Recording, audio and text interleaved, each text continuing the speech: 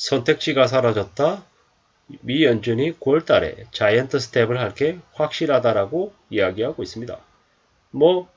미국이 2.5에서 0.75를 올려서 3.25%를 만들면 확실한 건 한국과 미국의 기준금리가 많이 벌어진다라는 거죠.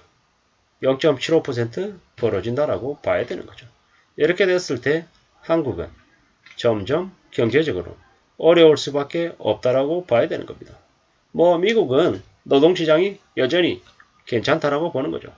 그리고 물가를 낮추기 위해서 금리 인상을 더 가파르게 추진해야 된다라는 걸 계속해서 주장하고 있는 겁니다. 이래저래 많은 우려가 있다라고 한국은 생각하고 있지만 미국은 점점 더 자신감을 내보이고 있다라고 봐야 될 것 같습니다. 미국은 연말까지 해서 4%대까지 금리를 올리겠다라고 계속해서 주장하고 있습니다. 이러한 사항들을 한국은행이 모르지 않을 텐데 앞으로 어떻게 대응할지는 좀 더 지켜봐야 될 것 같습니다. 가파르게 오르는 금리 인상은 결국에는 시중금리를 더 높여줄 것이고 그랬을 때 무리하게 빚을 낸 사람들이 점점 궁지로 몰리는 건 당연한 얘기입니다. 그리고 그들이 가지고 있는 감당 못할 부동산이 또 매물로 금매물로 계속 시장에 나오는 것도 또 계속 벌어질 일들인 거고요. 이미 많은 사람들이 인정하고 있듯이 부동산 가격은 최소 3, 4년은 많이 안 좋아질 거다 라고 이야기하고 있죠. 이게 당장으로 끝날 이야기가 아니라는 거죠.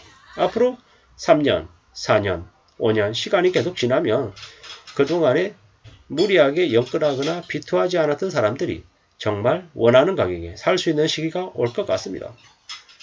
뭐든 싼 가격에 사면 문제가 없다라는 건 제가 말씀드리지 않아도 당연히 잘 아는 이야기입니다. 5 가던 집값이 15억이 되고 20억이 됐어요. 그러다가 15억이 되고 10억이 되고 7, 8억이 되고 다시 5억, 6억이 되면 어떻습니까? 5, 6억에 사도 괜찮다라는 말씀을 드리고 싶은 겁니다. 그렇게 생각하다 보면 점점 더 무리하게 투자하지 않은 사람, 그러니까 자신의 사정을 잘 감안하고 기다렸던 사람들에게는 기회가 점점 다가오는 거다. 이렇게 봐도 될 것 같습니다. 미 연준이 9월달에 자이언트 스텝을 한다. 이걸 어떻게 받아들이고 어떻게 해석하면 좋겠냐라는 거죠. 미국은 여전히 금리를 공격적으로 올린다. 그리고 올 연말까지도 올리고 내년에도 계속해서 이러한 기조를 바꾸지 않을 거다. 이렇게 해석하는 게 맞겠다라는 거죠. 그러면 올해와 내년 미국의 기준금리가 가파르게 오르는 건 확실하고 그 때문에 한국의 빚을 낸 사람들은 대출자들은 점점 더 어려워진다.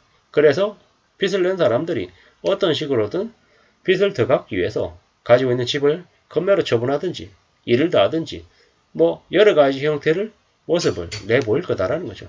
그리고 그렇게 되면 그렇게 될수록 돈을 가지고 있는 사람들, 대출을 내지 않았던 사람들은 예적금 같은 금리가 좀 좋아져서 그로 인한 좀 혜택들도 분명히 볼 거라는 거죠.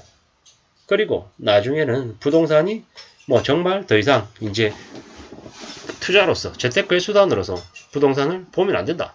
주식시장도 더 이상 재미가 없다. 이런 얘기들이 시장 전반에 퍼질 때 그때가 되면 정말 현금을 가지고 있는 사람들이 부동산이든 주식이든 관심을 가지고 들어가 보는 게 어떤가 이런 생각들도 조심스레 해봅니다. 지금은 선택지가 사라졌다. 지금은 길이 없다. 그렇게 얘기하지만 이러한 얘기들은 지금 이제 점점 더 경제가 안 좋아질 거다라는 신호로 보면 되는 거고요. 이러한 힘들고 어려운 시기를 좀 잘 견디면 4년, 5년 잘 견디고 나면 그 다음에 원하는 기회가, 원하는 길이 분명히 올 거다라고 생각하는 거죠. 주택구입 부담지수가 됐건 아니면 주가가 됐건 아니면 원달러 환율이 됐건 물가 수준이 됐건 기준금리가 됐건 여러 가지의 신호들은 우리에게 언제든지 올 거다라는 거죠. 그러한 신호를 잘 보고 우리가 미리 해석하고 미리 준비해 놓으면 좋겠다라는 거죠. 준비가 되어 있는 사람에게는 좀 힘들고 어려운 상황들도 어쩌면 조금은 남들보다 덜 힘들게 극복할 수 있는, 견딜 수 있는 그런 상황이 되지 않을까라고 조심스레 생각을 해보는 거죠. 물론 금리가 가파르게 오르고 물가도 미친 듯이 오르는데 남들 다 힘든데 나만 괜찮을 리 없죠. 남들이 힘들면 나도 힘들다라는 거죠. 하지만 그러한 상황이 올 것임을 좀 예견하고 대비하고 이렇게 움직이는 사람하고 갑작스럽게 못 모르고 있다가 갑자기 그런 상황이 닥쳐서 힘들어하는 거하고는 또 분명히 결이 다를 수 있다라는 이야기를 하고 싶은 거죠. 뭐 이 얘기는 결국 뭐 다른 사람의 얘기가 아니라 제 얘기일 수도 있다라는 겁니다. 저 또한 앞으로 4년, 5년을 기다리고 있습니다. 비록 지금 현재는 가진 건 없지만 4년, 5년 동안 잘 준비해서 그나마 그래도 빚은 없는 상황이기 때문에 앞으로 좀 잘 준비하고 대응을 해서 좀 앞으로 나아가 보겠다라는 거죠. 그런 마음으로, 그런 생각으로 한 걸음씩, 두 걸음씩 앞으로 나아가겠죠. 나아가려면 어떻게 해야 되겠습니까? 제 현재의 일상은 또 잘 지켜야죠. 일상을 잘 지키고 제가 하고 있는 일 안에서는 좀 성실하게 지내면서 자산시장에서 평생을 우리 가족들과 살 그런 터전 생각하고 이제 가져가야겠죠.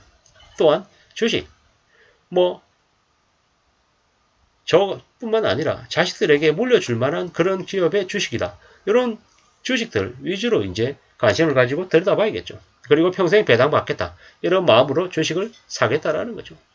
뭐 담배인상공사 KTNG 아니면 한국셀석유 그리고 동서 뭐 삼성화재 우선주 맥쿼리 인프라 뭐 GKL 뭐 이런 주식들을 저는 이제 보고 있는 거죠. 제가 이제 앞전에 GKL에 대해서 이렇게 말씀을 좀 드렸더니 혼이 많이 났습니다. 뭐 적자도 많이 나고 배당도 안 나오는 그런 주식에 재무제표 봤냐? 지난 몇 년 동안에 뭐 손익계산서 제대로 봤냐? 이런 얘기로 이제 혼이 많이 났죠. 근데 GKL을 계속 말씀드리는 이유는 뭐냐면 코로나 팬데믹 이후에 다시 외국인들이 대거 한국에 유입이 되고 하면 뭐 강원랜드가 됐건 GKL이 됐건 뭐 파라다이스 같은 그런 주식들도 분명히 빚을 볼 날이 올 거다라고 저는 생각을 하는 거죠. 그래서 지금은 GKL 가격이 매우 낮기 때문에 그런 기업들의 주식들도 눈여겨보면 좋겠다라는 의미로 봐주시면 좋겠습니다. 뭐 물론 저도 GKL 주식을 가지고 있는 사람의 한 명으로서 말씀을 드리는 거니 그 정도로 봐주시면 좋겠습니다. 물론 저도 GKL 손해가 한 마이너스 한 50%, 마이너스 한 60% 넘죠. 하지만 그런 것들은 뭐 거의 감안하고 계속 평생 동안 가져갈 거다라고 생각하고 담은 종목이다라고 봐주시면 좋을 것 같습니다. 뭐 아무쪼록 말이 좀 샜는데요. 이래저래 지금 현재 우리가 맞게 될 경제적인 현실은 좀 많이 어려울 수 있다. 근데 그 어려운 현실들을 좀 잘 받아들이고 어떻게 좀 헤쳐나갈지를 좀 잘 궁리하면 좋겠다라는 말씀을 드리고 싶었던 겁니다. 미연준이 9월달에 자이언트 탭 하는 건 확실하다. 뭐 그건 뭐 계속 여러 차례 말씀을 드렸기 때문에 뭐 똑같은 얘기를 계속 반복하는 것밖에 안 되는 거고 뭐 앞으로 미연준이 9월달 자이언트 탭 이후에도 계속 가파르게 올리는 건 기정사실이다. 계속해서 올해와 내년은 계속 올릴 거다. 이걸 좀 더 뭐 염두에 두고 지냈으면 좋겠다는 말씀을 드리고 싶었습니다. 아무쪼록 참고가 되시면 좋겠습니다. 감사합니다.